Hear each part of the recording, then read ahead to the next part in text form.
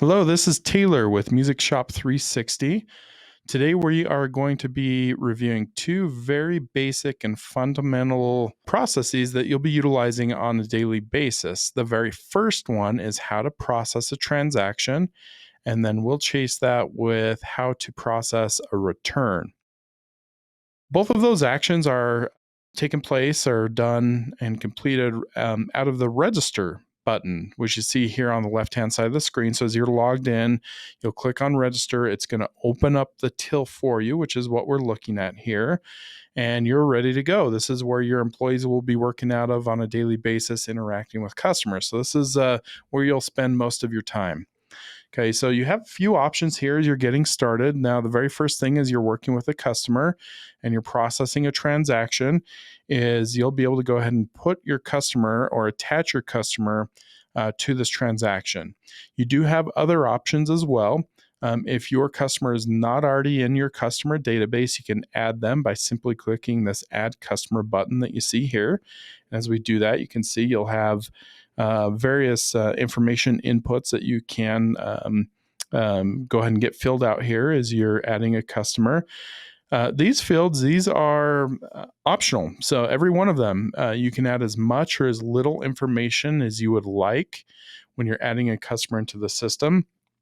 One best practice is that because of the remarketing tools, you'll want to add as much information here as you can accrue from the customer. So name, phone number, email, date of birth, things of that nature are really, really important as we go back and remarket to your current customers to get them back shopping with you. So the people who are doing it the best, they're certainly collecting as much information there as you can. But at the same time, we understand, you're not always going to be able to collect that type of information. In fact, you may have some customers who simply don't want to share their information. And that's okay too. You can go ahead and complete a full transaction without tying any customers to the transaction itself. So feel free to do that.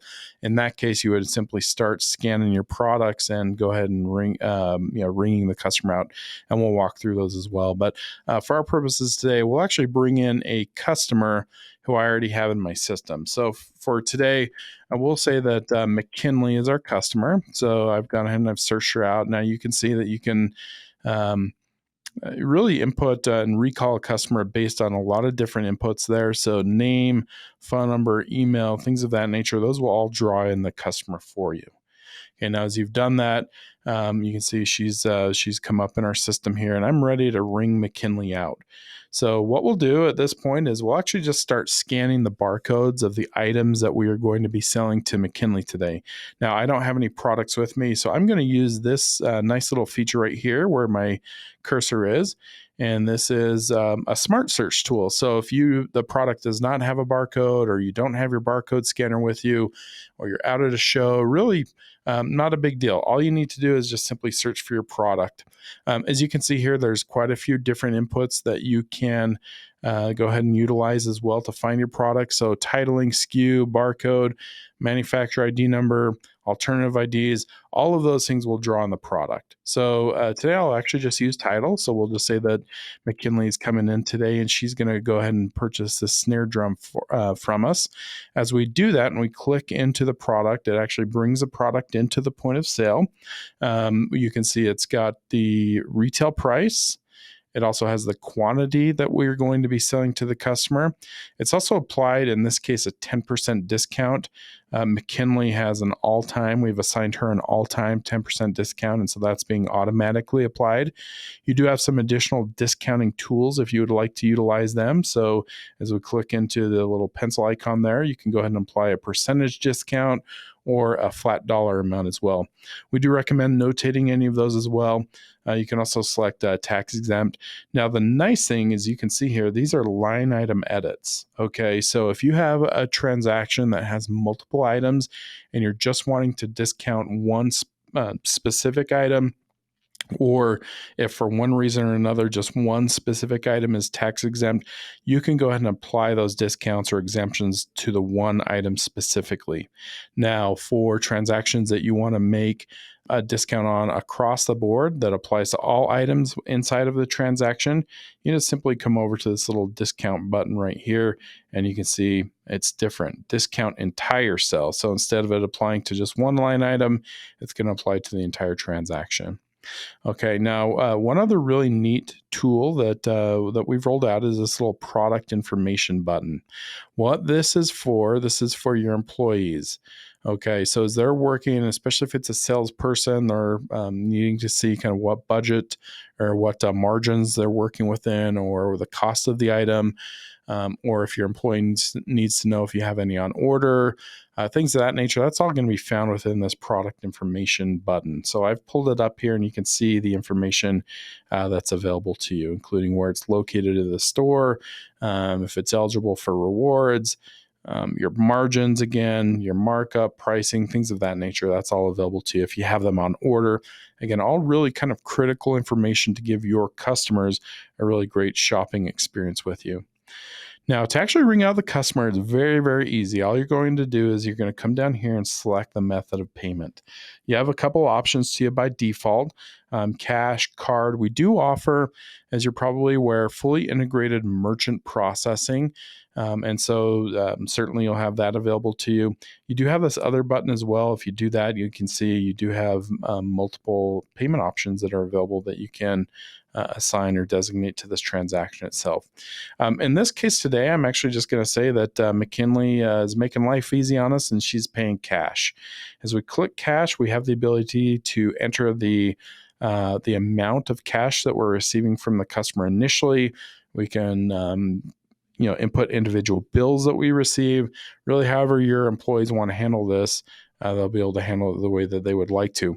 For our purposes today, I'm actually just going to say that she's paying exact change here. So one other neat thing I wanted to point out is, as you can see, this customer has 3 reward coupons. And so if she is, or you are utilizing a discount or loyalty program through the system, and she has accrued those rewards, the system knows that, and it gives you the option to go ahead and apply any of those rewards right here. Again, for our purposes today, we don't need to do that. We're just saying she's paying exact cash. I'll go ahead and I'll save. At this point, I just need to go ahead and hit the check mark to say that we are done. And what it's going to do, it's going to process the transaction, and it is going to ask you what you want to do for a receipt.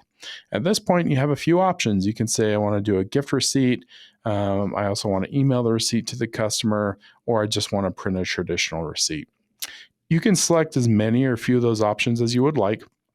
One other really neat tool that we have here that we'll actually do a separate instructional video for is this request review tool.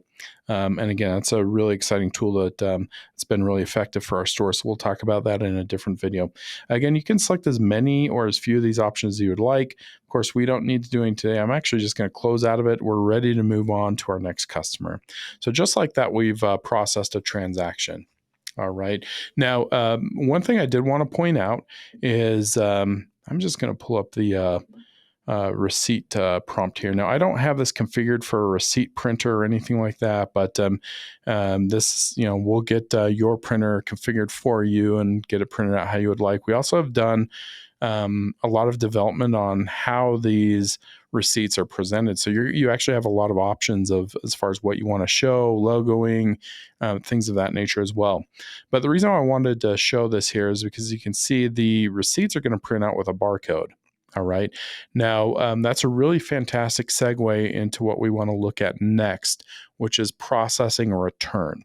The very easiest way to begin processing a return is to go ahead and just scan with your barcode scanner this barcode on the receipt. If you do that, it will populate the transaction automatically in the system for you. Okay. Now, we know customers, they don't always have the receipt with them. And so you may not always have that option available to you. There are multiple ways of processing a return, or areas, I guess, that you can go to pull in a transaction and begin the return process. So we'll work through a couple of those, but we'll bring in our customer again. So we'll say McKinley is back in our store today, and she actually needs to return that snare drum that she just purchased from us. Okay. Now, again, I would just scan the barcode on the receipt. It would pull it up here, but we'll say that she didn't bring it in with her today. Really, probably the easiest way is, again, from the till, you'll just pull in the customer. You'll want to click into any of these little buttons right here. We'll pull up this customer actions tool.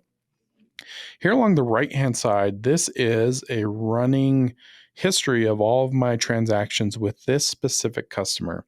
Here along the left-hand side, these are more kind of open, active things we have going on with the customer, and we'll actually dive into these in a number of other videos as well. But again, today we're just going to go ahead and process a return for McKinley. So her most recent transaction is this January 6th, and it's for $688.95. I know this is the snare drum that we just processed, and so what I'm going to do is I'm actually just going to click into it, and you can see here it pulls up the transaction, tells me who the clerk was, when that was processed, what till it was ran out of, tells me the item that was purchased, if there was any discounting that was applied, really all that information, as well as the method of payment. Now, to make the return, all we're going to do is we're just going to click the red return button right there, and it's actually going to bring it into the till for us. Okay, so you can see here is our snare drum, and it is a negative inventory, meaning it's we're going to process it as a return here. We do have the ability to say, yes, we want to restock this item, or no, we don't. Okay, so you can go ahead and identify what you want to do there as well. Now, as we go ahead and we process this, you'll have a few options made available to you. You can go ahead and refund the transaction to the original method of payment, and that's really how the system defaults. As you recall, she paid cash, and so the system is prompting us to pay cash back to the customer. Maybe we don't want to do that. Maybe we want to put the funds on a gift card. Maybe we want to cut a check to her. Maybe we actually just want to put it on account for the customer so that it's sitting as a store credit. Really, you have the ability right here to determine how you want to pay those funds back to the customer. And that's really depends on you and your store processes. Okay, so we're just going to go ahead and say that we're going to stick with the cash today. And then you do have, if you haven't, if you're not needing to change the method of payment there, or you're set on just refunding the cash, you can simply go ahead and complete the transaction. Your till will then pop open your drawer, and you can go ahead and refund the cash. But there is an intermediary step here, or a pause here. The idea is we want to give your customer, depending on what your policies are, give them the opportunity to go purchase a different item. So essentially, this is an open transaction for us. She has a credit of $688.95 sitting on this transaction, and she could use this to go just exchange for a new product. So I'll actually bring in a new item today. We'll say that she wants to exchange it for this Sound Percussion Labs snare instead. So you can see here what we've got is we've got this new product going out, the 205.69, and we have a return on the Tama, the 640.88. You can see she's going to have a balance due here of $489. Okay, so again, you can decide what you want to do with that balance. You can refund it as cash or store credit or put it on a gift card, whatever you want to do here. Or again, you can use part of it to pay for a new product like McKinley's doing today. We'll go and we'll make that decision here. She's just going to go ahead and take cash for the remaining balance. We'll complete the transaction, and we're ready to go again. Okay, so that's really as easy as it gets as far as processing a return. I do want to identify kind of the other areas that you can go to pull up the transaction history. So if you're not in the till or what have you, really the other thing that you could do is you could certainly come over to your customers, and then you could just pull up the customer here. So we're going to pull up McKinley here. So once you've got the customer pulled up, it's going to pull up the customer card for us. You will be able to go ahead and access the customer's history. So right here, this is the initial transaction, the $688.95. Again, you would have been able to just pull it up from here and process the return that way as well. You can also go into a report view and pull up the transaction there. So again, really any which way you can get to the transaction provides you the opportunity to actually process the return. Okay. Hope you enjoyed the video. Hope it was informational for you. And then if you have any questions, please feel free to reach out to our support team. They can walk you and your employees through this process as well. Appreciate your time today and look forward to chatting with you again.